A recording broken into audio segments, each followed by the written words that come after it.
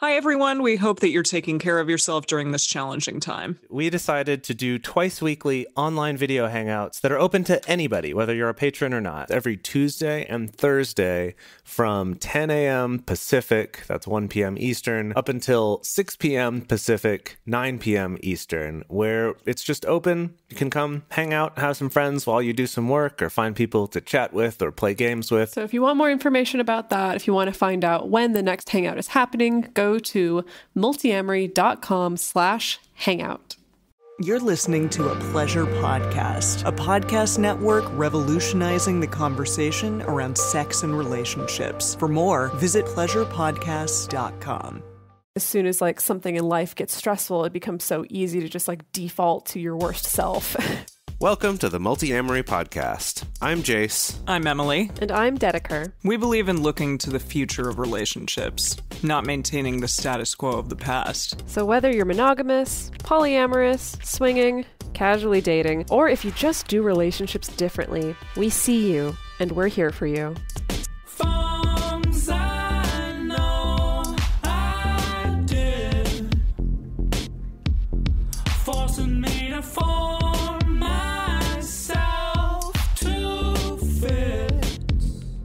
On this episode of the Multiamory Podcast, we're talking about managing stress in your relationships. We're going to be talking about how external stress can negatively impact your relationships, a specific formula to follow for having stress-reducing conversations with your partner, as well as some things to maybe watch out for so that you don't turn into your partner's therapist or vice versa. So right now, at the time that we're recording this, things are pretty stressful. We're in the middle of a pandemic. Many people have lost their jobs, at least temporarily, if not longer. A lot of people are either cooped up with a partner they don't normally spend this much time with, or they're separated from partners that they're used to getting to see. So now is a time where it's paramount to find ways of managing all of this external stress in your relationships. So we're going to arm you with some tools and things that will help you with that anytime you're experiencing external stress in your relationships. Yeah, so I don't think the three of us need to sit here and define what stress is and how it affects our mood.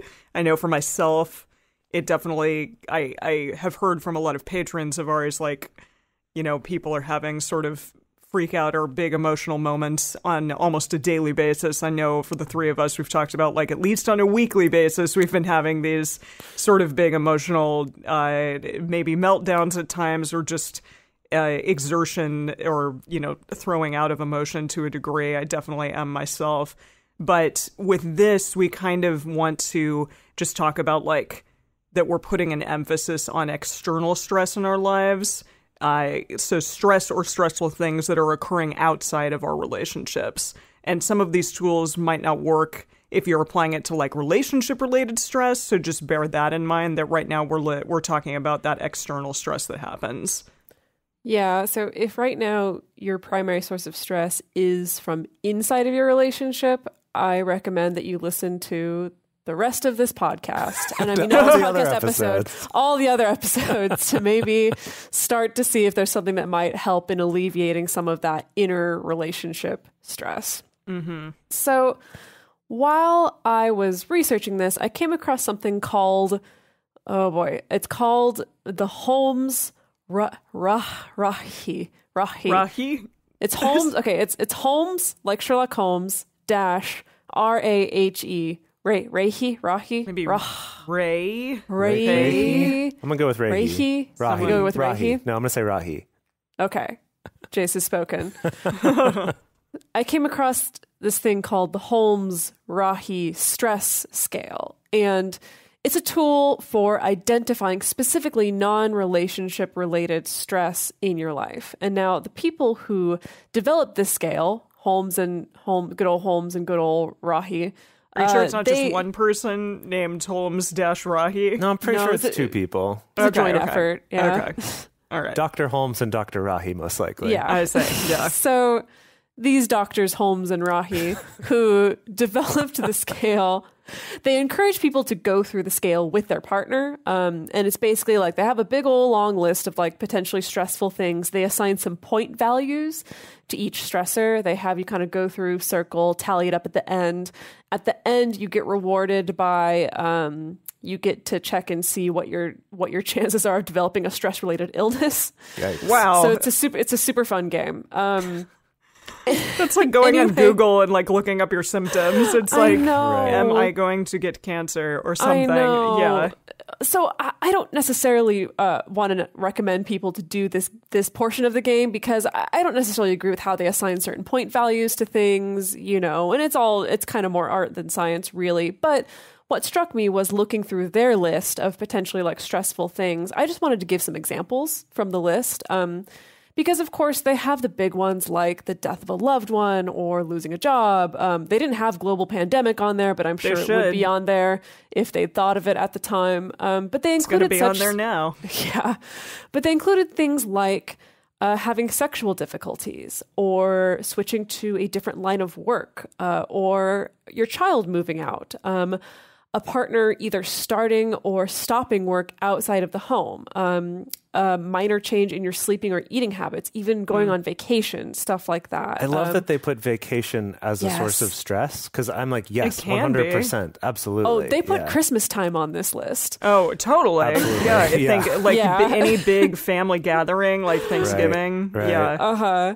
And so, I mean, this is just a small list of examples. I wanted to read those out because what struck me was these are all things that don't automatically come to mind when we think about external stressors. You know, I think our minds go to the big things like moving locations or switching jobs or things like that. And I think especially right now when there's like this big global stressful thing happening, it's really easy to tell ourselves, oh, we really shouldn't be stressed about the small things, you know, and we really shouldn't be letting this get to us. But in reality, like it's okay to feel stress even with these relatively small changes.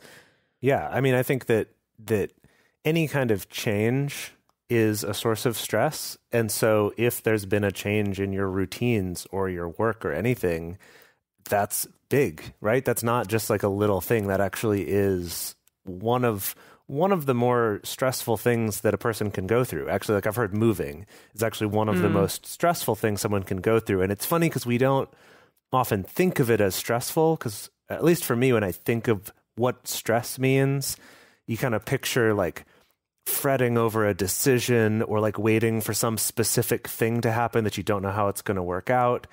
But in reality, stress is more about this kind of not feeling peaceful, like kind of constantly reacting to something new or not having your expectations met. Like these are things that actually contribute chemically to stress. And so something like moving or changing your routine is actually a very stressful thing. So yeah, exactly. So I think things like that of just being in closer quarters to someone than you were before. When couples move in together, just in general, that's actually a huge stressful thing. And people tend to ignore that that's a stressful thing that they're doing. Yeah, thinking about what's happening right now, and for myself, like my entire routine is just completely gone from what it usually is because I spend so much of my time, I work like 15 miles away from where I live. So, and I'm in Los Angeles, so I spend so much time every day, like in the car, driving to a place. And as stressful as that can be, it also has become like a part of my daily life that I'm just very used to. And, you know, listening to my podcasts in the car or whatever. Now I listen to my podcasts while walking every day because I'm trying to like get out and get, you know, into the sun and see the light of day and stuff every day. And so, yeah, just having a big routine shift, I think, is so, it can be so stressful, which is fascinating. Even not being able to like go and see people in the way that one used to. Like, I avoid so many people on the sidewalk and everyone's just kind of walking around each other instead of coming together in a way that we used to. And I do wonder, like, is that kind of going to become the new normal now? Well, and I think you also pointed out something really interesting about this, which is where if you described to someone in the abstract, oh, my life has just changed where I used to be commuting for 2 hours in LA traffic every day and now I'm not, they would go, oh, wow, you have so much less stress great. in your life now. Yeah. The opposite seems to be true for whatever reason. Right. And I think it can actually lead to a lot of us feeling guilty about feeling stressed because it's like, oh, I shouldn't be. I should be less stressed now. But it is a change. It is. Well, yeah. And I mean, going to that job afforded me things that I can't do because I don't have that income now. Well, that too, yeah. And right, that to me is a huge changes in one. income. Yeah, changes in income was also on their list, on the, the doctors, Holmes and Rahi list. And I'm sure a lot of people are going through that stressors. now. Yeah, I mean, as of recording, rent is due tomorrow, and I'm sure a lot of people don't know how they're going to pay it, and that's pretty horrifying. Yeah. So anyway, just kind of wanted to go over this list to let people know that it's really arguably any level of change has the opportunity to produce some kind of stress. And that doesn't mean that we all need to aspire to be like zen as fuck and like not react to any change whatsoever. I mean, you can aspire to it if you want to. I know I do, but for better or for worse. Yeah, but even the little things can throw you off, and it can be an opportunity for, being able to manage those things together with the help of a partner. Yeah, so we wanted to talk about stress management and chaos, because how you and your partners manage external stress together is very critical within your relationship. We found someone, Neil Jacobson, who's a psychiatrist, and he researched marital discord, which is what the New York Times calls it. Yeah, that's what I thought was funny. So Neil Jacobson is a researcher that often gets cited by the Gottmans, actually. He's not a Gottman researcher. He just did research that I think they really respect and admire. And it was funny, I was looking up his stuff, and actually I found his obituary, or not quite his obituary, but like the New York Times did like a write-up of him and his work, because he died like in the early 2000s. And it was just funny that their title was like, a psychiatrist who researched marital discord. And I just found it funny. That's very New York Times. I love it. Yeah. But yeah, he researched marital discord and also marital therapy. And he found that there was this correlation between external stress and how likely a couple was to relapse. That's an interesting word to use. So relapse or completely disregard the tools that they had gotten in therapy, which, I mean, definitely. I think this is one that it's very easy for a lot of couples to do this. So those couples who had a difficult time managing external stress and helping to reduce stress with each other, they were much more likely to relapse in their relationship in terms of like disregarding those tools that they had gotten through therapy. Yeah, so I recently learned that specifically when it comes to like couples therapy and marital therapy and stuff like that, relapse is a huge issue, actually. I mean, to put it in perspective, like relapse is an issue in a lot of different modalities and medical modalities, It's not just in like therapy and stuff like that, but specifically in couples counseling, like relapse has a higher percentage chance that like people are going to relapse more so than in other therapies and things like that. And it makes sense on its surface that like as soon as like something in life gets stressful, it becomes so easy to just like default to your worst self, really. Sure, yeah. And to not have the bandwidth to like apply the tools that you may have learned from your therapist or to apply the tools you may have learned from this podcast or whatever. Yeah. Well, it's like, I think with anything where you're trying to change your behavior or change the way that you respond to something, is that you might figure out a way to do that change. And in the one situation you're in, maybe your current routine, maybe your current social group, whatever it is, you're able to do it. But as soon as those things change, or there's this extra level of stress, that's when you just revert back to the behavior that you were used to before. Yeah. Right? Do you have any personal experience with this, Jace? I mean... sorry to put you on the spot. He's like, whoa, okay. This isn't exactly the same, but for me, it often has to do with sleep, actually. That I know that for me, when I'm not getting enough sleep, I tend to be a lot more anxious. I tend to get a lot more depressed, a lot more upset, and just kind of easily affected by everything. Like I kind of think of it like becoming more exposed to the elements, as it were. Oh, for sure. And it's something that I'm well aware of. I know this about myself. I've known this for many years. And when I'm good about it, it's really good. But I will tell you, this past couple of weeks, it's been really hard for me to get myself into a routine of actually going to bed early enough, and yet my body still wakes up early. And so I've definitely been having to try to like do things to force myself to get to sleep earlier, to find a new routine where I can do that. And for me, this coincided with also changing locations and my routine changing up, and there's a lot of, and being totally alone in this house for at least a couple of weeks, right? That there's been a lot of changes that have just sort of thrown off my normal rhythm of things. And I notice that a lot actually, since I travel a lot. Every time I go to a new place, that change it's like I have to refigure out how to get a good sleep schedule. So that's kind of an example there. And what's interesting about this whole concept of, a change gets thrown at you and suddenly you fall back into your routines. This is something that the Gottman Institute also researches with couples, where in addition to stress, they also look at something that they call chaos. And I really want to make the term the chaos quotient a thing to describe sort of the level of chaos in your relationship. But, okay, we've already had an argument about this, just so the listeners know. Surprise. The problem with calling it the chaos quotient is then quotient implies that there's a number figure attached to this. Oh, and yeah. there isn't really. We just haven't developed that quiz yet. I see. But so look, you want a number to be attached to it. Right. There's the Holmes-Rahe stress scale. There's going to be the Winston Lindgren-Matlack chaos quotient scale. Yeah. Wow. We'll get there. I love it. So chaos is interesting. This is something I didn't really learn about until I started doing specifically like the Gottman's training for people who like work with couples and things like that. And so when they assess couples for chaos, it's not just looking at what kind of stress people are dealing with. It's looking at how the people in the relationship actually perceive those stressful events. So for instance, like couples who are ranking high in chaos, they may show signs of things like feeling like they're just completely out of control and always reactive to everything that's happening to them in life, feeling powerless to problem solve things, feeling like it's just impossible to find a routine or come back to solid ground, after a stressful event has happened or even in the midst of a stressful event happening. The Gottmans talk about this idea of couples in high chaos slipping into what they call passive endurance, which is this idea of like,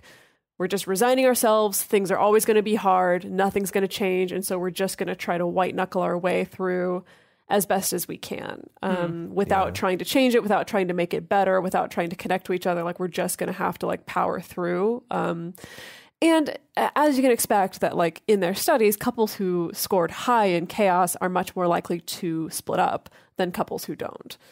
Yeah, it reminds me of a concept I learned about in college in my psychology course, where we talked about having an internal locus of control or an external locus of control.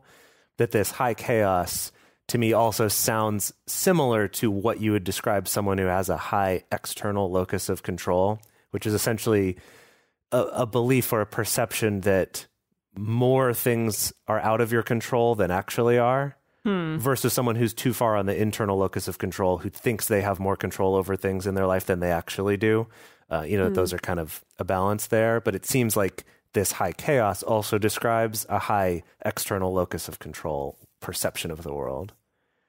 Yeah, that's really interesting. It's like this kind of thing where at the end of the day, the sphere of like what any of us can control versus what we can't control, I feel ends up being relatively universal. Relatively, like, of course, your relative level of like privilege and where you're born in the world and stuff is maybe going to change that a little bit. But I feel like if we're getting super reductive and just kind of looking at world averages as a whole, it's like we know that we generally have an understanding that like I can control, like maybe. Gosh, now I can't even think of anything that I can control. I must be high chaos right now. Well, I think that most people are. Yeah. I don't know. You can control what you eat for breakfast and when you wake up in the morning to a degree. Right. To a degree. When you go to bed at night. Yes. Yeah. But if you're going to do this podcast today or not, but we can't control a global pandemic. Yeah.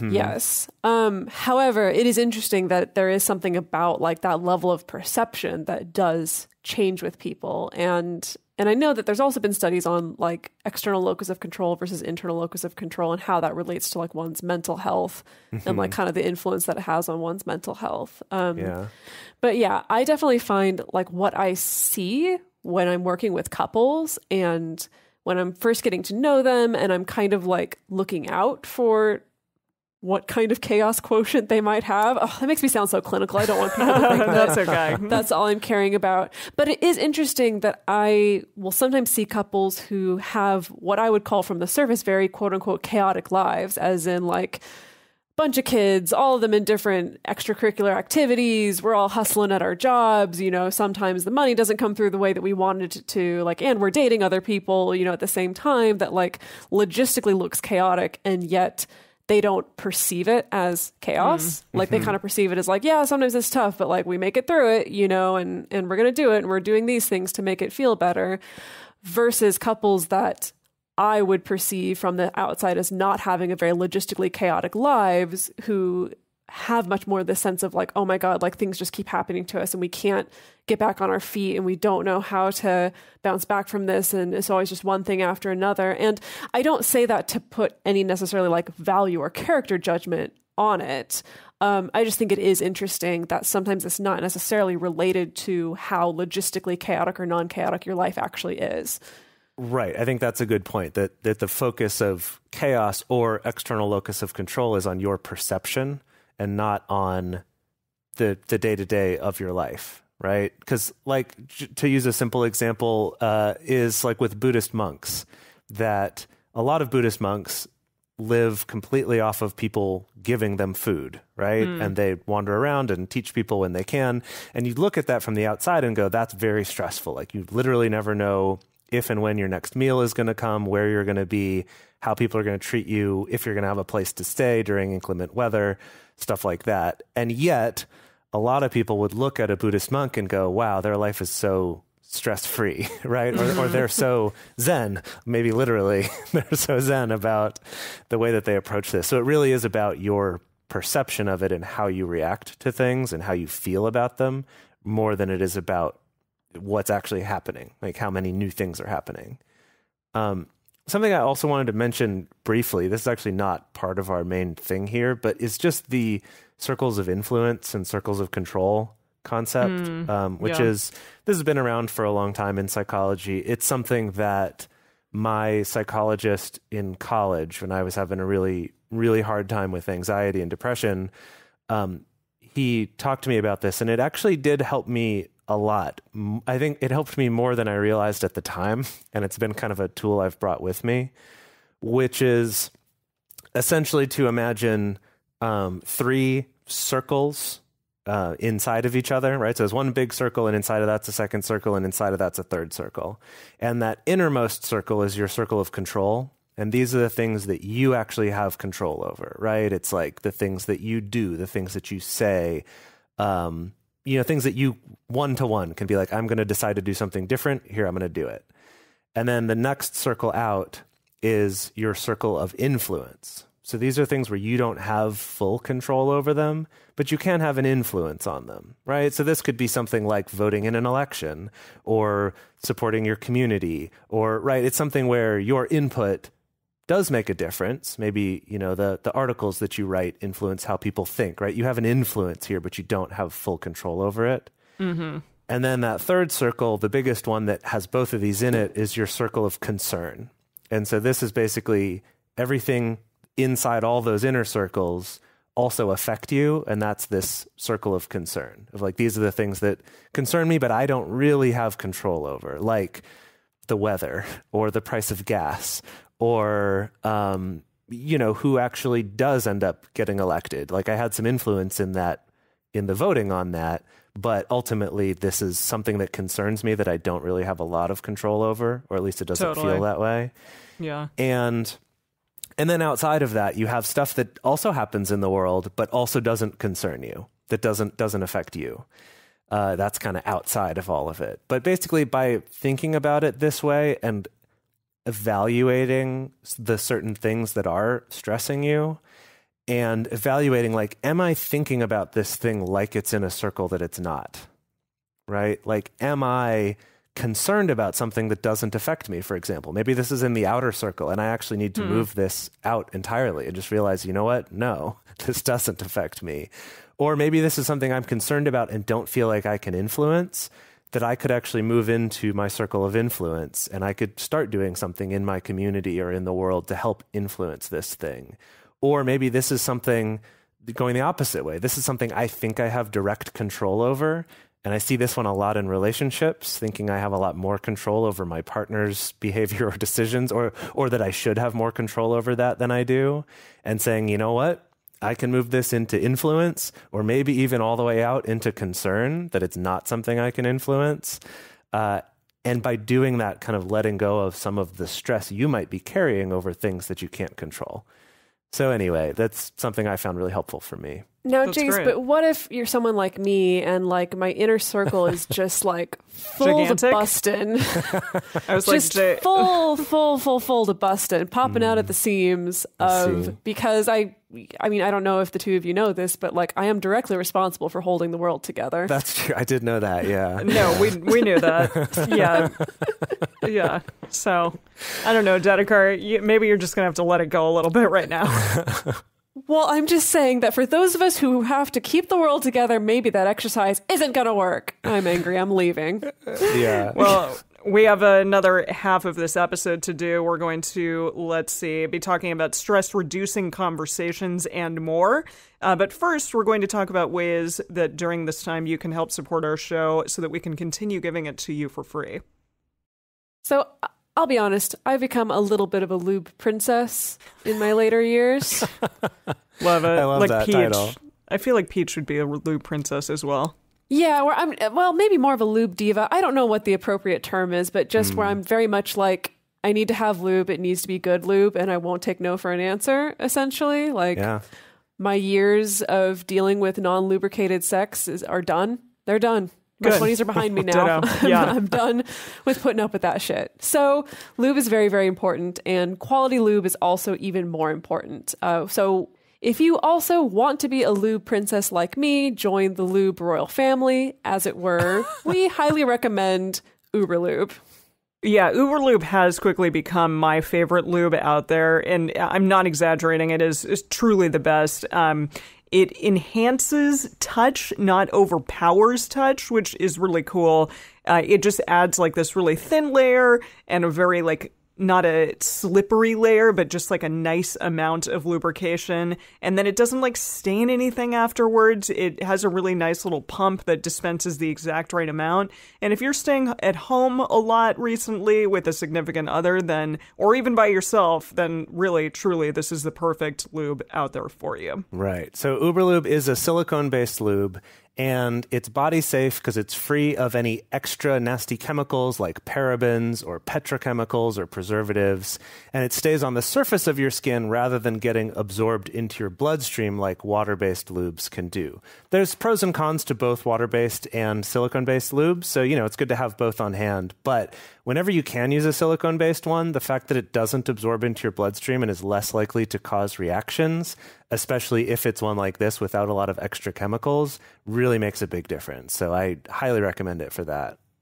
And right now, Uberlube is offering Multiamory listeners a special offer, which is 10% off and free shipping when you use the code MULTI at uberlube.com. So again, you can get 10% off and free shipping. Just use code MULTI, M-U-L-T-I, at uberlube.com, U-B-E-R lube.com. Join the lube monarchy today. Since the beginning of this show, it's been really important to us to make these resources and this information available to as many people as possible. And doing that through a free podcast has been amazing in helping us reach more people to let them know that they are represented, that there are people who understand you and who are working on relationship advice and tools for you, and not just if you fit into this one particular mold that's in the movies and the TV shows. And over the last 5 years, we've been able to grow that reach to so many more people. It's been really amazing. And that's been almost entirely possible just because of people supporting us at patreon.com/multiamory. Something that's been really beautiful to see is that also in our Patreon community, you know, some of our listeners are able to, for the first time ever, access a supportive community and a support network. You know, we have a lot of listeners who are in remote areas who don't necessarily have access to a supportive community, and our Patreon community has been able to give that to a lot of people, which is really wonderful to see.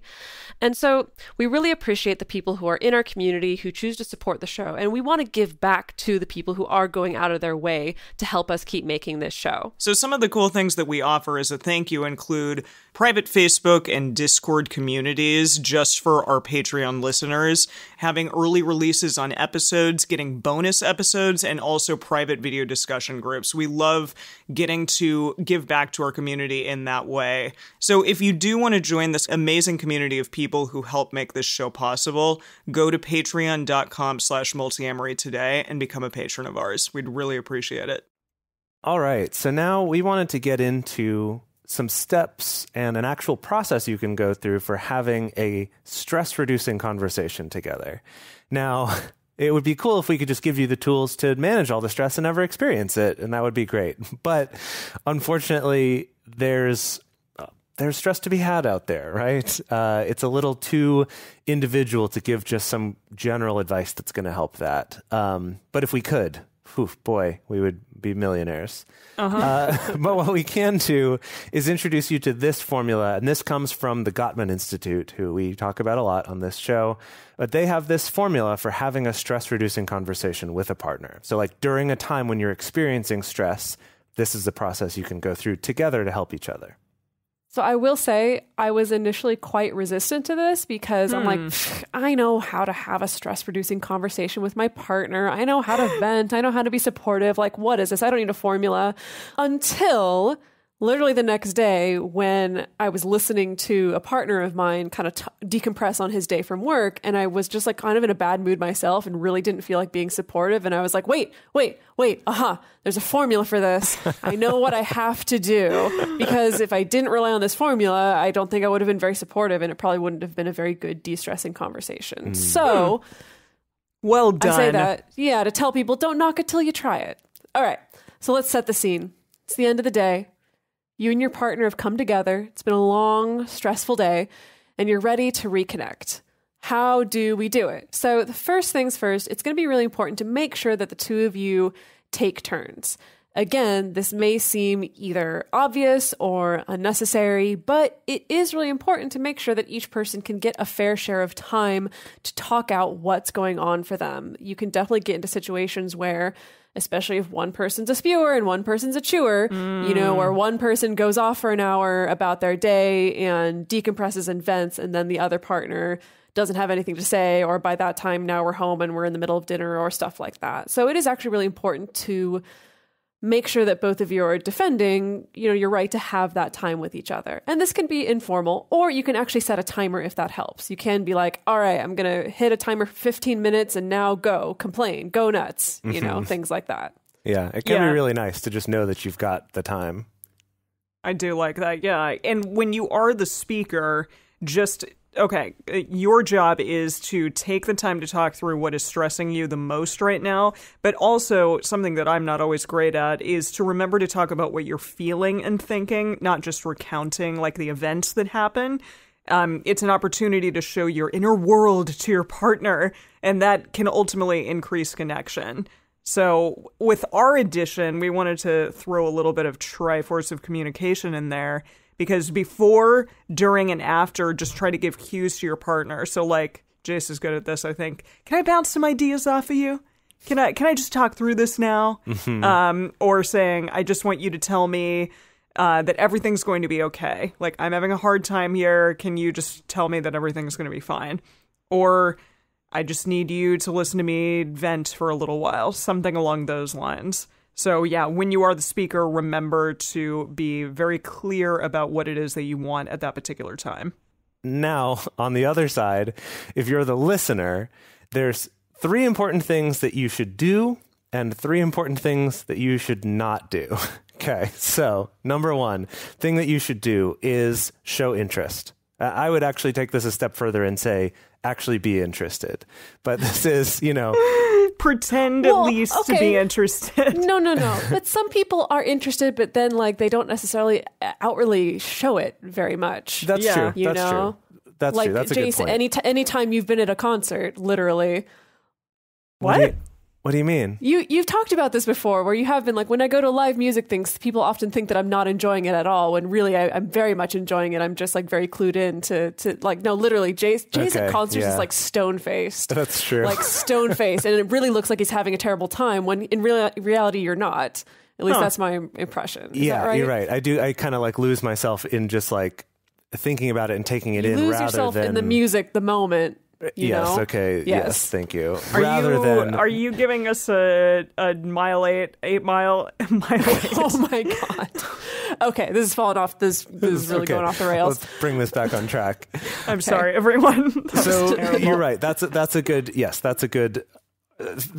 Not quite the same thing, but yes, that my enjoyment doesn't come through the way it does for a lot of people, which is like dancing around or whatever. That for me, it's more of a still thing. Okay, yes, got it.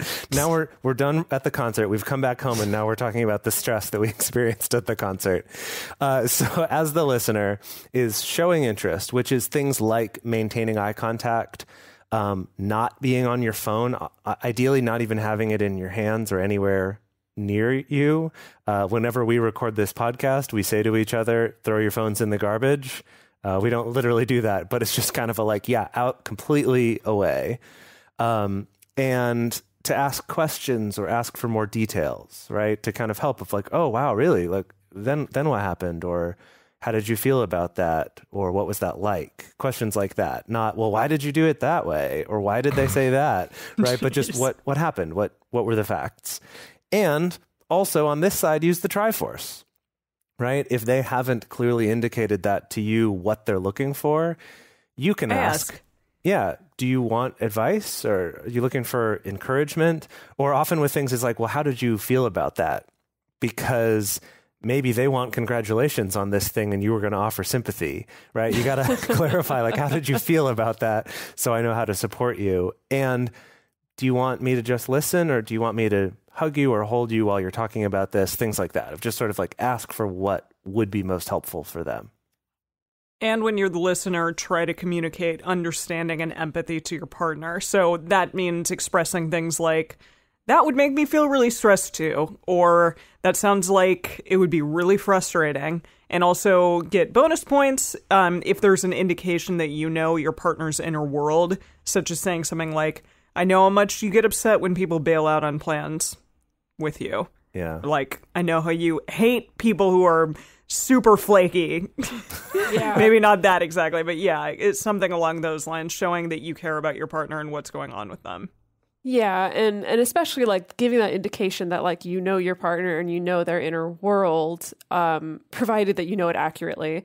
Again, it really I don't care. Right, it really turns a conversation that's about stress into an opportunity to forge your connection, really. Yeah. And to like help your partner be seen and to feel understood, And if you don't know those things yet about your partner, this is an opportunity to learn them. Mm-hmm. Exactly. Yeah. And then the third thing is to give affection and comfort in whatever way is most effective for your partner. So that could be touch. It could be jokes. I think that's my partner Alex's love language, is just jokes. It could be words of affirmation. It could be comfort food and movies, et cetera, et cetera.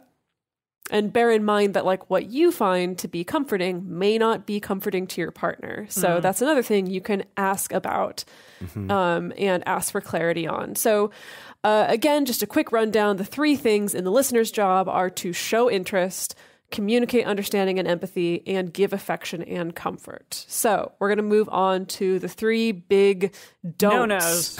No-nos. Do not do these things when you're the listener. And the first one is don't side with the enemy. As in, if your partner is complaining about their boss or their friend who flaked on them or the really stressful situation at work, even if you feel like your partner's complaints are unreasonable, even if you agree with whatever it is that their boss said, even if you think that they set themselves up for this, it's okay for you to feel that, but right now in this context is not the time to bring that up. You know, right now you're here to be supportive, you're here to listen, you're here to seek understanding. It's not time to kind of convince your partner why they're actually the one who's wrong in that situation. Now I say this, I'm really bad at this.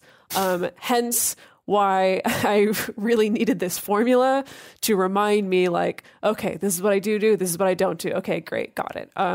Yeah, that's something I'm working on because I definitely very much notice when I'm siding with the enemy, you know? And I'm trying to be better now of like really not doing that. Like, unless my partner comes to me and is really specifically like, can you tell me if I'm the asshole in this situation? Like very frankly and bluntly, maybe then I'll be like, okay, actually, I do think maybe you're being a little bit unreasonable here, but I'm trying my best to stay away from doing things like, well, actually, maybe your boss is right there. Or actually, maybe if you just did this, well, there's your problem. It's because you were doing this the whole time. Like, goodness. Yeah. Yeah. This one reminds me of something that I know. Well, okay. I wasn't going to say that. Just trying to be nice. Something we've talked about on this show before, which I think is related, is this concept of when other people are telling you about their world to take it at face value and believe them.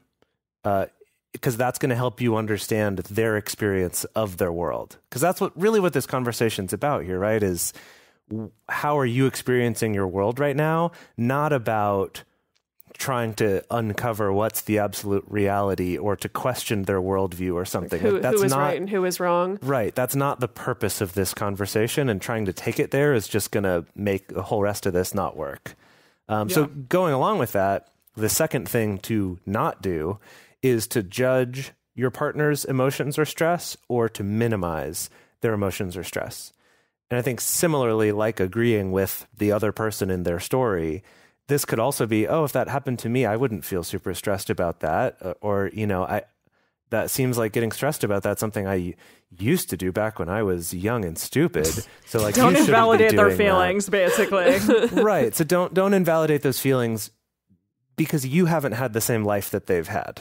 Right. You haven't had the same experiences they've had. So this is going to affect them differently. So just kind of actually be there for them in their world the way they're experiencing this right now. And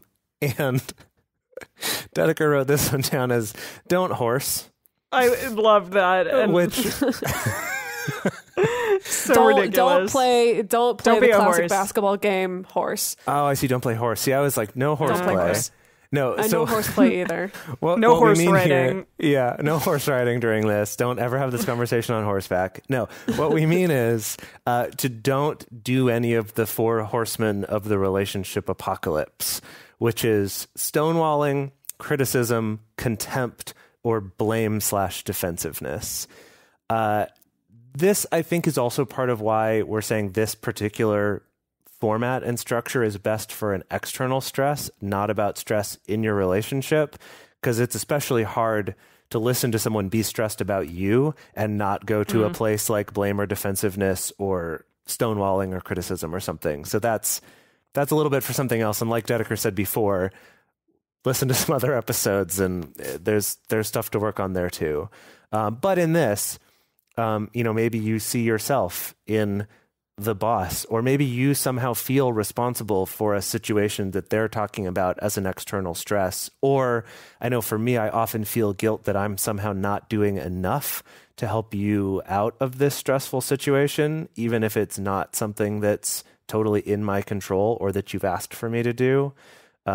So when someone's stressed about those, it can be tempting to go to these places of then feeling defensive or even just having contempt because you're frustrated with them that they're still stressed about this thing or whatever. Again, right? It's be in the moment and be here to engage with your partner and learn about their world and support them in their world, not yours. So again, just a quick review of the 3 don'ts. That's don't side with the enemy, don't judge or minimize your partner's emotions or stress, and don't horse around or horseman Don't around. be a horse. Don't be a horse or a horseman. Yes. Exactly. Yeah, so when you're having these conversations, these stress-reducing conversations, it can be really helpful to check in with each other throughout them and kind of see how both of you are feeling. Like, do either of you need a little bit more from someone? Are you feeling understood from each other, between each other? And it can be really nice to take turns sharing one good thing that happened during the day as well. And hopefully this will like raise your endorphins or make you feel good in some way. Even if it's a small something, like I had a really good meal today. I went outside and felt the breeze on my skin for the first time in a week.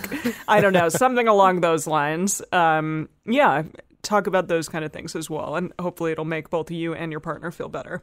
Yeah, and have that stress reduced. Yeah. That's a nice one to do, like after you've both taken your turn sharing your stressful situation, is to then maybe take a quick turn with each other, maybe even do a few rounds of sharing positive things too, to help kind of remind grateful yourselves. Things. Yeah, I like that. And remember to thank your partner for listening as well. Mm-hmm. Yeah, do a little thank you round at the end. Yeah.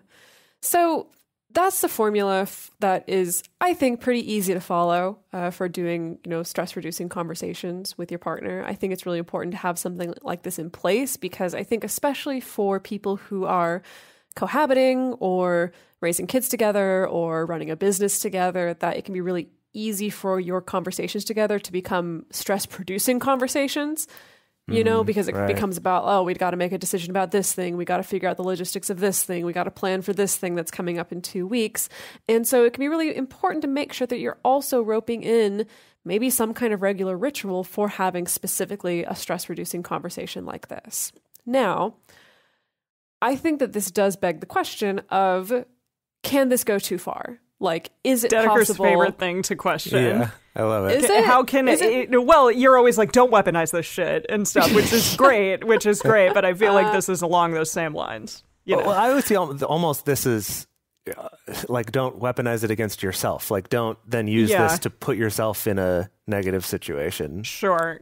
Yeah. Okay. I just want to, because I do want to warn people that like there is a risk, I think, in any relationship of like becoming your partner's therapist or you turning your partner into your therapist, I do think that turning to your partner to help each other reduce stress is a really wonderful thing. It's a great opportunity for connection, but I do think it's possible to take things too far. Like, I do think there can be a dark side to this dynamic, that it can result in things like you feeling compelled to fix or save your partner, or ending up feeling totally exhausted and depleted by the emotional labor of acting like your partner's therapist, or on the flip side, feeling totally dependent on your partner for reducing your stress. Like, the only thing you have that's reducing your stress is turning to your partner for these things. And none of those things are, I think, very good, romantic, sexy dynamics to have in a relationship.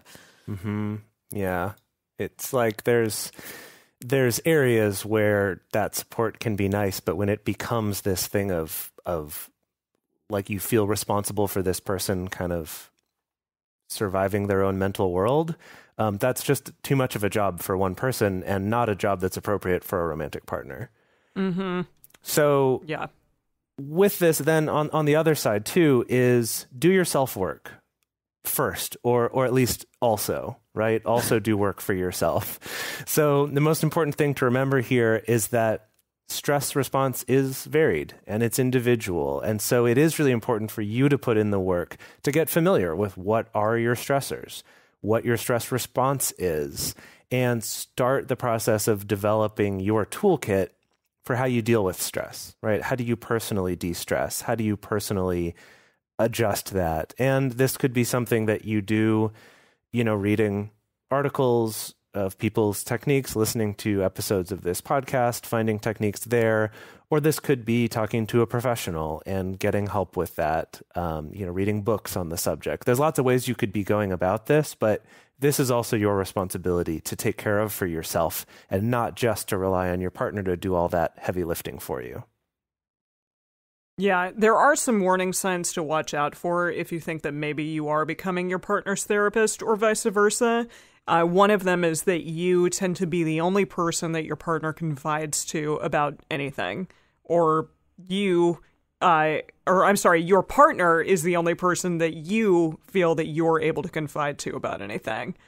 And then if you and your partner or you and your partner are struggling with clinical depression or anxiety, addiction, PTSD, or other serious issues like that, and you're not seeking outside support for that, that's definitely a warning sign to watch out for. Yeah, and the caveat there, specifically if it's like unmanaged depression, anxiety, addiction, PTSD, all these things, and there's no steps being taken to manage it outside of just turning to your partner. Another warning sign is if the support that is given in the relationship ends up being one-sided more often than not. So, one person is able to unload and vent, but they're not able to ever show up or listen when the other person needs the same. That's an indication you might be actually more this person's therapist than you are their partner. I have a small feminist rant related to some of this. Excited. It's going to be small, I promise. This is just something, a warning sign specifically for if you are in a heterosexual relationship, because there's a couple of unfortunate gender dynamics that do come into play here. One of them being that a lot of men are socialized to not talk about their feelings with their friends, especially their male friends, to not go to therapy. I think the stigma for therapy is still a little bit stronger for men than it is for women. And as a result, a lot of men are kind of socially trained that the only person they can open up to is their female partner. And women, on the other hand, we're trained to do everything that we can to preserve relationships. We're trained to be in a position of service, especially to our partners. We're trained to be the ones who are listening and empathetic and compassionate. And so these two kind of not great gender dynamics that we end up with often result in women being men's therapists, to their male partner's therapists, they're literally their only source, and this is also seen when people break up, that men have often a much harder time mentally and emotionally than women do, because women are more likely to have other sources of that than men do. For a lot of men, it's literally I lost my only lifeline for emotional support. So I just want to say that just so that people are aware of it, this is something that's been a part of the bigger discussion around emotional labor in relationships in general, that it's not just helping out with family stuff or cleaning up around the house, that it also does kind of bleed into being the therapist. So I just want to put that bug in people's ears, just so that they're aware of maybe this is going on. And if you notice that going on in your relationships, it doesn't mean that you're bad. It doesn't mean that the relationship's over and it's all kaput. It just means oh, okay, this is an opportunity for us to be aware of it, maybe call it out, and then kind of seek ways to make that feel a little bit more balanced. Okay, I'm done. That's the end of my small feminist rant. No, that's Thank great. you for coming to my TED Talk. Yeah. If you want the slideshow presentation, you can write in and we'll send that. So kind of in summary here, we want to remind you that it's possible to give and receive support of each other without becoming your sole lifeline, that being finding more and more tools for supporting your partner and having them support you is great and awesome, but also isn't just finding enough tools so that they can be the only person you need for that, or that you can be the only person that they need for that, right? Whether that's family or friends or a therapist or a discussion group or a processing group or, any number of things, but finding a way to spread out those resources for support amongst a larger network is going to not only be better for each of you, but is also going to do wonders for your relationship and just for your own well-being. Yeah. Okay. So to wrap this up, we have another question we're going to be tackling. And I think this is a question that very specifically is related to people in non-traditional relationships or multi-partner relationships or non-monogamous relationships of some kind. So let's say we set the scene. It's at the end of the day, I'm coming together with my partner and we're only going to talk about external stressors, right? If I'm stressed out because of another relationship that I'm in, does that count as external stress that I can then process with my partner? A question for the ages that we are going to be tackling in our bonus episode today. So if you're a patron, stick around for that. Yay! We would also love to hear your thoughts on these stress-reducing conversations. And, how are you doing with stress in your life right now? What kind of support would you like to see more of in your life? The best place that you can share those thoughts with other listeners is on this episode's discussion thread in our private Facebook group or Discord chat. You can get access to these groups and join our community by going to patreon.com/multiamory. In addition, you can share with us publicly on Twitter, Facebook, or Instagram. You can also email us at info@multiamory.com. Multiamory is created and produced by Dedeker Winston, Emily Matlack, and me, Jace Lindgren. Our episodes are edited by Mauricio Balvanera. Our social media wizard is Will McMillan. Our production assistants are Rachel Shenowork and Carson Collins.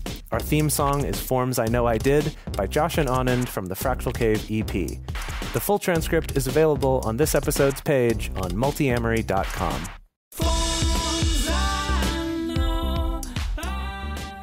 Hi, this is sexual folklorist Dixie Dilator from the Body Storytelling Podcast. I'm excited to answer the Pleasure Podcast question of the month, which is, what is my number one sex tip for quarantine? I'm sequestered all alone with my partner Bent, and we're big fans of roleplay. Our go-to used to be Anna Nicole Smith and the Rich Old Man. Sign this legal document, husband. No, Anna Nicole, I know you only want to inherit all my money. But after more than 6 weeks of shelter in place, we're mixing it up these days. You like that, don't you, Carol Baskin? No, Joe Exotic, don't cover me with that sardine oil. Want to hear more true adventures of sex, kink, or gender? Check out the Body Storytelling Podcast. Thanks!